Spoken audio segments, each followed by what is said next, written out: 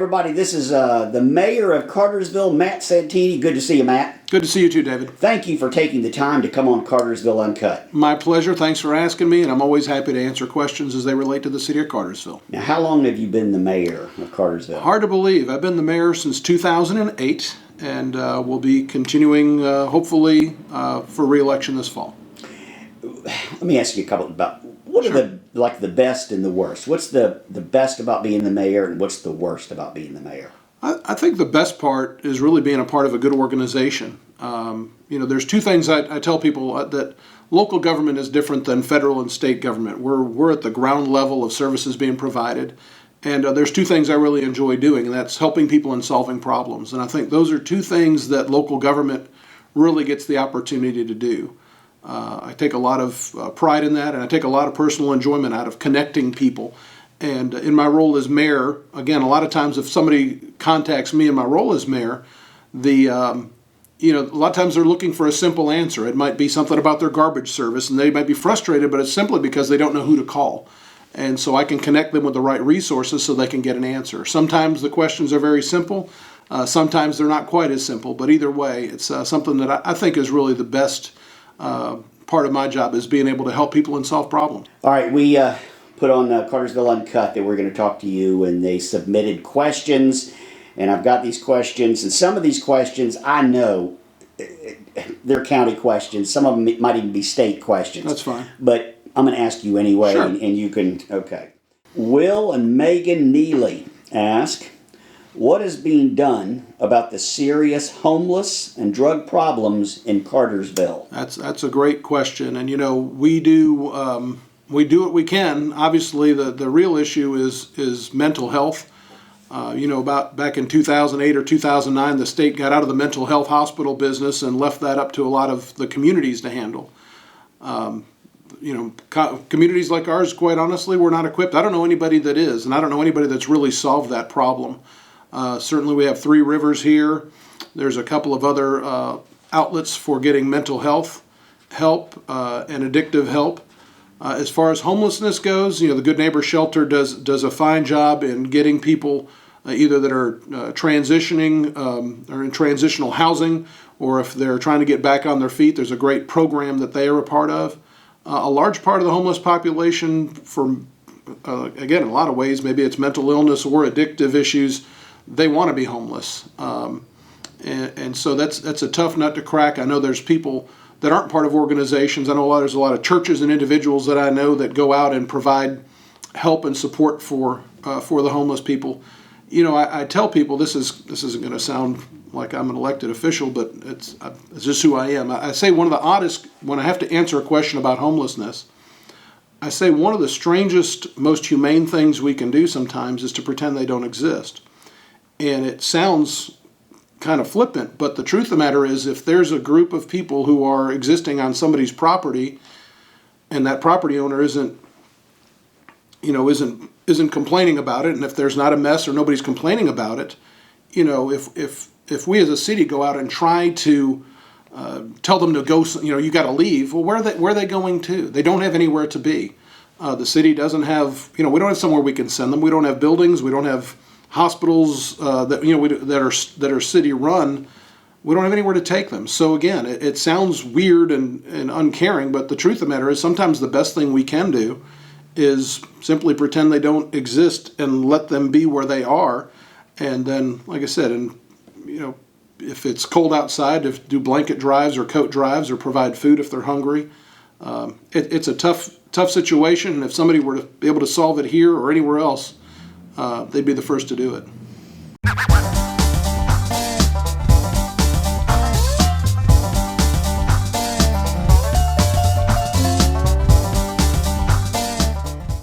Hey everybody, this is Kelly Jones with Kennesaw Transportation, and I have a job for you. We are always looking for good over-the-road drivers. We have teams, we have solos, we have a 2-day orientation that pays you $400, a $2,500 sign-on bonus, and we have a $10,000 seniority bonus for every 5 years. If you're looking for a new career, we can help you. If you're looking to change jobs, we can help you. Give me a call. Can't wait to hear from you. Thanks. I'm glad Glenda Mitchell with Glenda Mitchell Law Firm. If you've been involved in an accident, give me a call. Let me help you. I give every client my personal cell phone number so you can call or text me anytime. Glenda Mitchell Law Firm. We come to you. Hey Cartersville, it's Tim at Treasure Chest Outlet. It's summertime here in Georgia and it's going to be hot. We also have hot deals here at Treasure Chest Outlet. We have sofa sets that start at $6.99. That's for the sofa and love seat. We have chest of drawers that start at $99. We have entertainment centers that start at $199. We have sofa tables. Rustic stuff is in. We have a good selection of it. We're located at 927 North Tennessee Street. Come on by and check us out at Treasure Chest Outlet. You just never know what you're going to find. Few questions about this. Lucy Lott asking why Cartersville can't do anything about the train.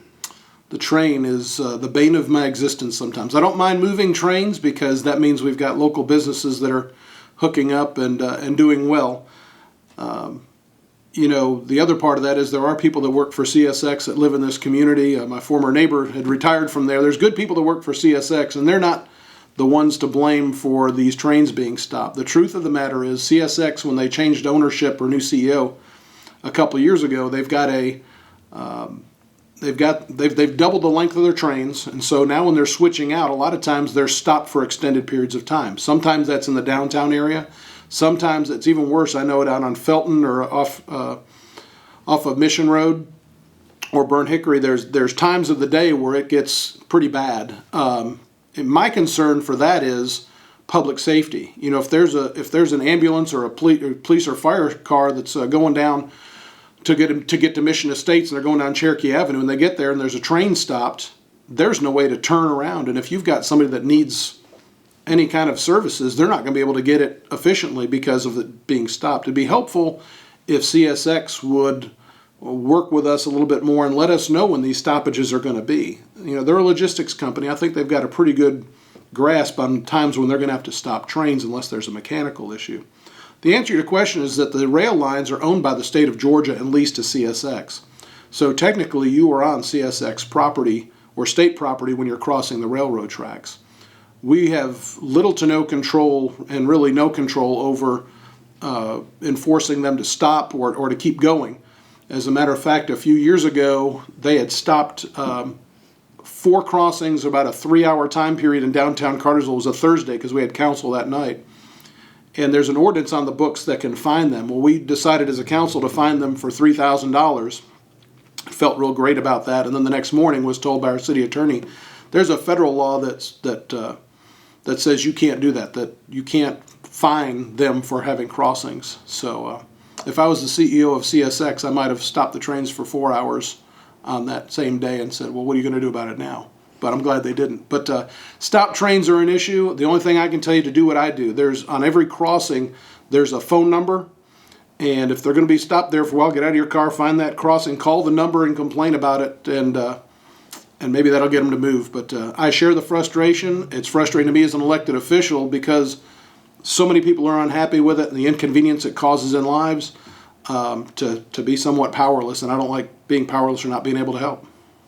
Matthew Clements says, when are we going to get more jobs in Cartersville? We have too many people that are unemployed.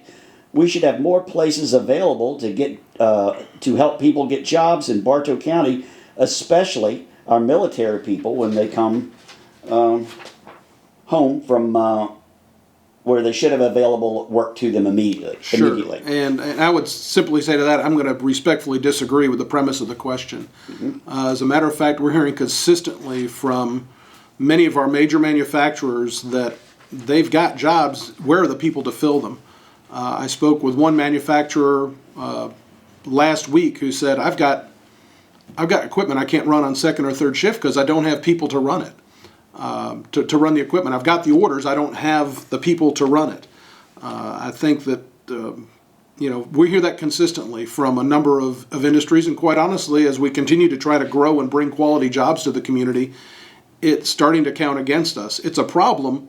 A lot of places are wanting to know where the jobs are, and in our situation, it's where the people are. So if you're not having success finding employment, work through the labor department. I can tell you that there's a lot of people that are hiring. My wife is a small business owner, and she's looking to hire. She's been looking to hire somebody for a good bit of time, and having a hard time getting the applicants through the door because the talent pool is so thin right now, because unemployment's as low as it could possibly be. So, good luck if you're looking for a job and having that frustration. I wish you good luck on that. I heard some jobs around town that are $10 an hour. People aren't taking them because there's other jobs out here in warehouses starting at $15 and $16 an hour. And that's the good side of that. When you have when you have unemployment as low as this is, it does kind of make it a laborer's market. So, you might have people that jump back and forth. Hopefully wages are going up because the competition for talent is so deep. Patricia Kamerer, if I'm saying that right, what can we do to keep our homes and cars safe at night, not having our windows smashed? Yeah, that's been in the news the last couple days, and you may or may not know my role, station manager at WBHF Radio. We're constantly seeing the police reports and seeing and hearing on scanners when police are getting called out to break-ins and whatnot. The most important thing is, and I'm always amazed by this, is the number of people who don't lock their car doors. Even more amazing is the instances of people who are keeping laptops, wallets, checkbooks, their keys in vehicles that are unlocked. And the simple thing to do is don't leave valuables in your car and keep your cars locked. Now, I've been the victim of a car break-in twice in my life, and both times my car door was locked. I don't know how the heck they got in. But again, taking the preventive measures, the simple preventive measures, don't leave a lot of valuables in your car, or at least leave them out of plain sight, and keep your car doors locked.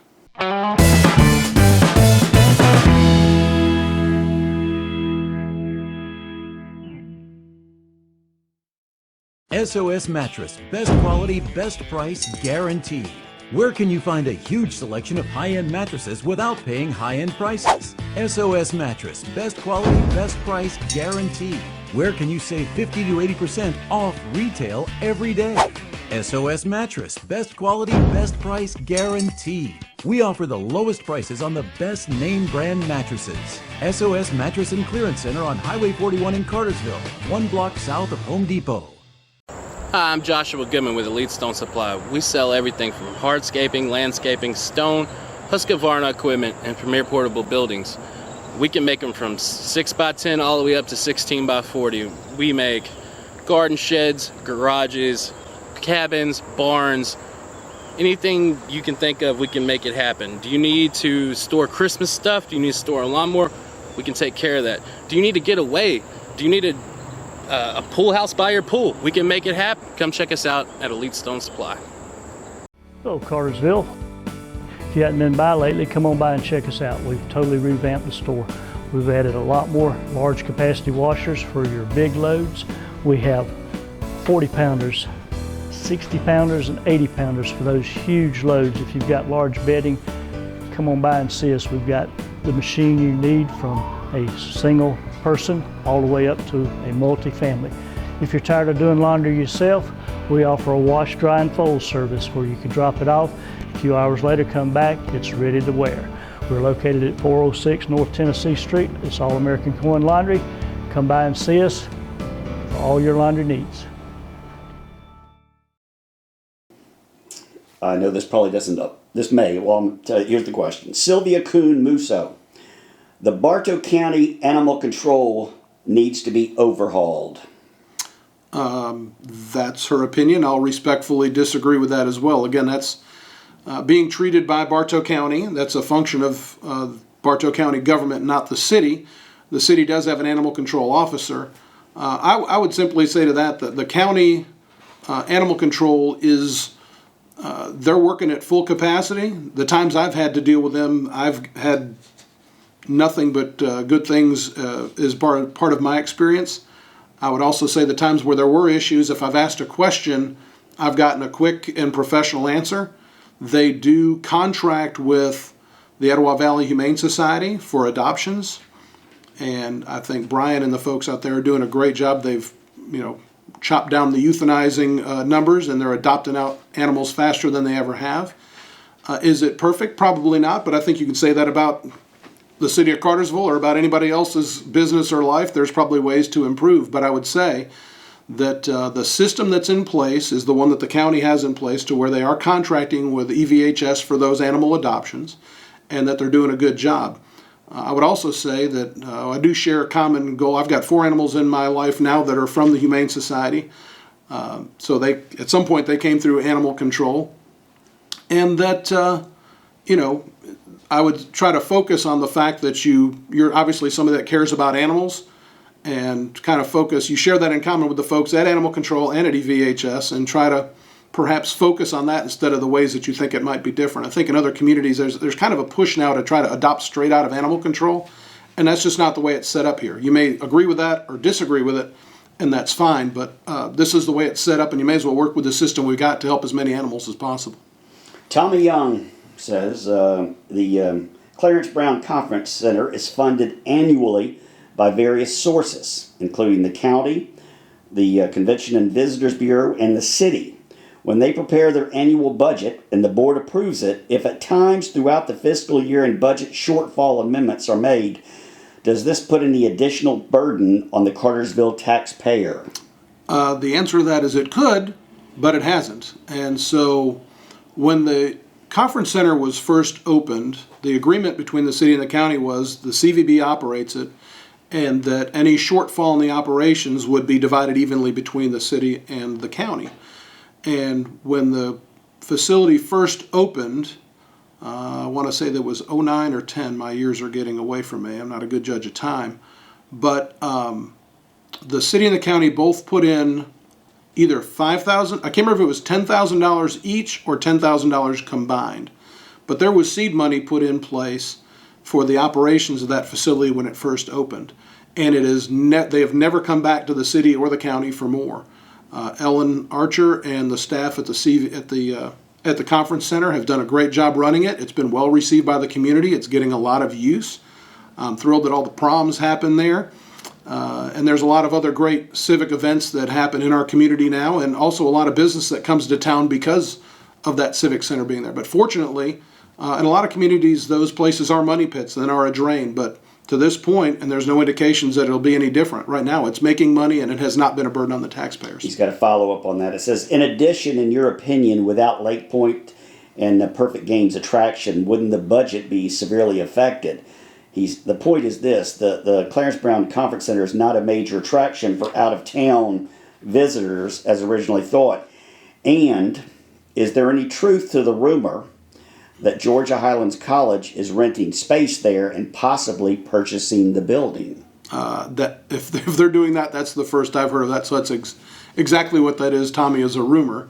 As far as, I guess the first part of that question, asking if Lake Point wasn't there in Perfect Game, well, you already know that Perfect Game is still doing some things at Lake Point, but there's another company that's renting out, and certainly Lake Point is a big economic boom for our community, especially because that conference center is funded a large piece of it through our hotel motel tax, and having good attractions there obviously boosts the bottom line for them and a lot of other businesses. But I don't know if I've answered that entirely, but I'm not sure I understood where the question went anyway.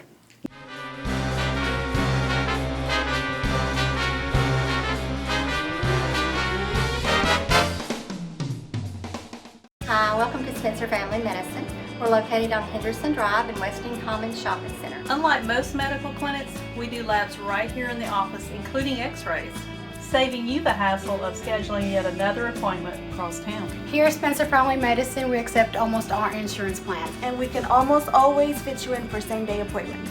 We serve patients young to old. From urgent care issues like broken bones to long-term issues like weight management and hormone therapy. Not only that, but Dr. Spencer and staff are trained in aesthetic work. So come to see us at Spencer Family Medicine. We would love for you to be a part of our family. I'm Dr. Spencer, and I approve this message. Okay, girls. Ready? Ready, go.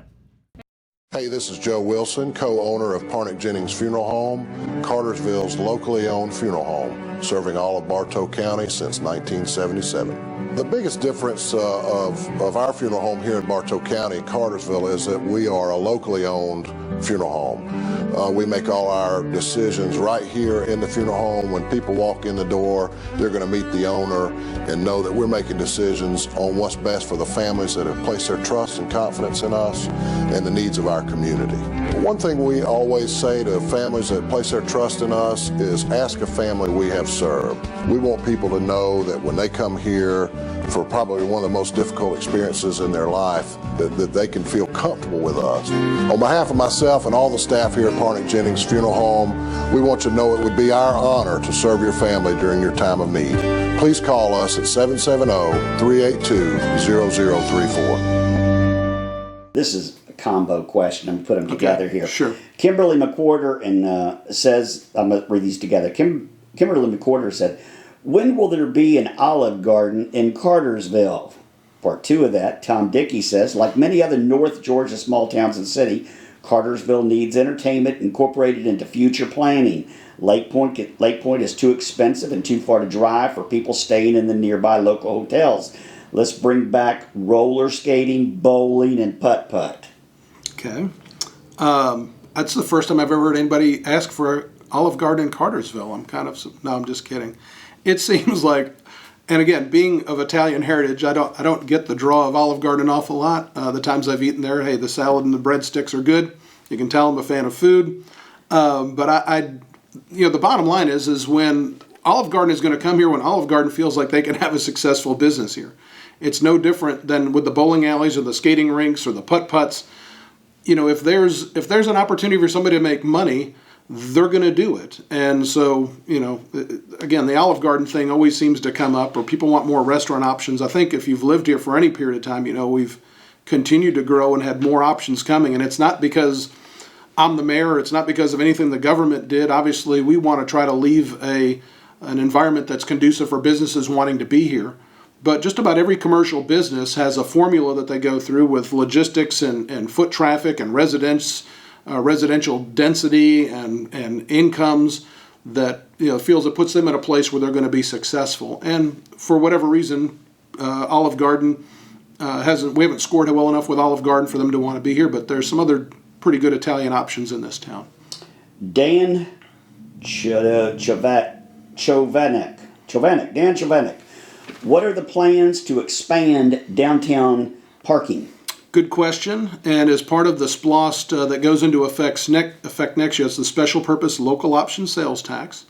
The city and the county, the county is going to be expanding the courthouse, and they'll be expanding it towards Sam Jones Church. But as part of that expansion, they're going to be, we're co-funding a parking deck that'll be accessible on Cherokee Avenue and Main Street. The design is still underway. But that's going to be probably 3 decks and I'm told about 300 parking spaces.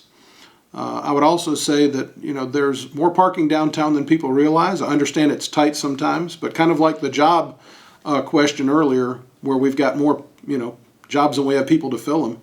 I think is it a problem parking? Yeah, probably, but I would much rather have a problem with having too many people wanting to be here, wanting to get into the downtown business to enjoy our restaurants, shopping, events, than having a desolate downtown that a lot of places do have.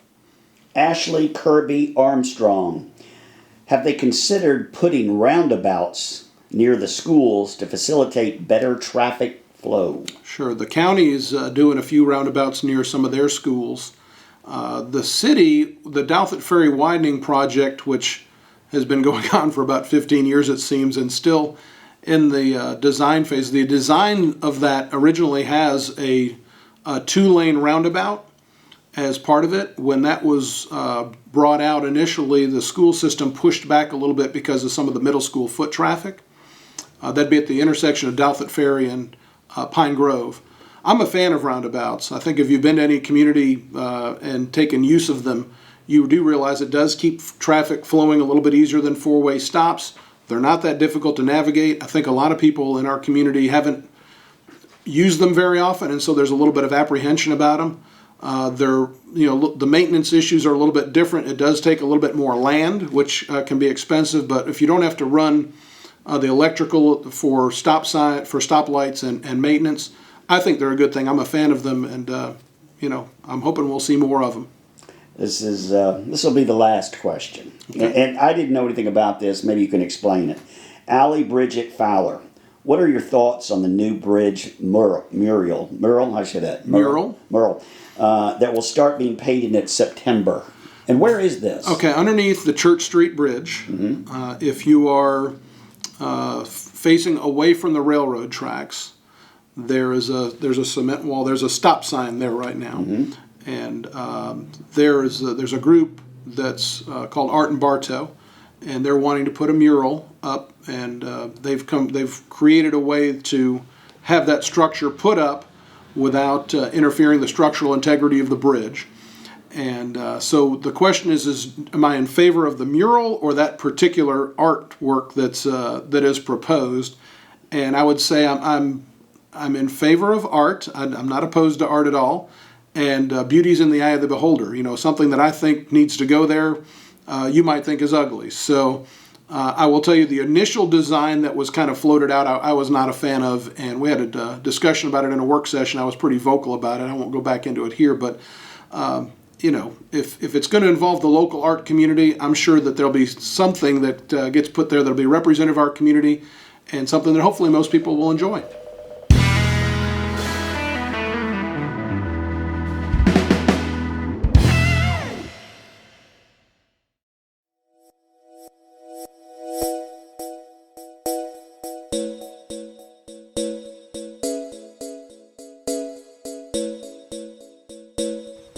Okay.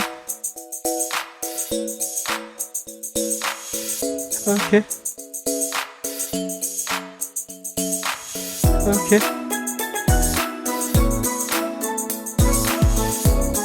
Okay. Okay. Bye. Okay.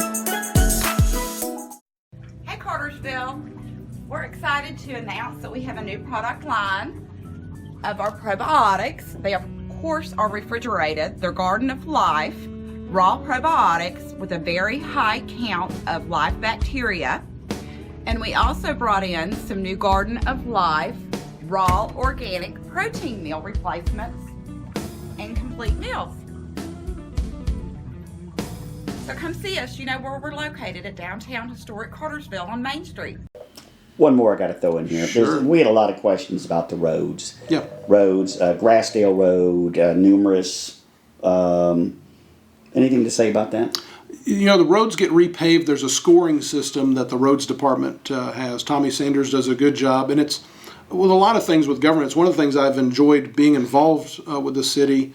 Certainly, there's the human approach, but there's also you take a lot of the subjectivity out of things. So there's an objective way of scoring roads, and certainly with limited resources, we've got to identify those roads that score the lowest and make sure that they're getting treated first. So the Grassdale Road area is actually an area that there's going to be undergoing a little bit of a transformation in the next few years. There's discussion about putting sidewalks. It's in the design phase now, putting sidewalks from Cassville to 41.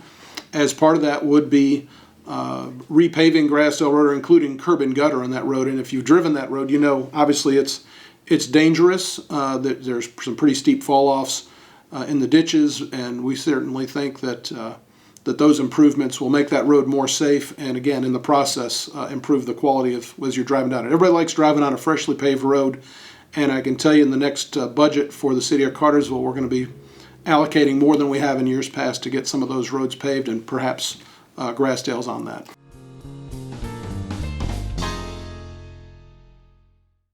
Sorry, I can't fix everything. I can't make a company come to Cartersville. I can't make a utility company do things, but one of the things we can do is try to find those ways that we can try to keep our community moving in the right direction and be positive. And I think whether you agree with some of the things that I do as mayor or not, at least I'd like to think I'm accessible and I'm easy to reach. And for the questions that didn't get asked, I've responded, I think, to most, if not all of them, on the Facebook page. So I do appreciate, David, you giving me the opportunity to kind of address some of these, and hopefully these answers were answered to the way that people like, and they know how to reach me if they didn't.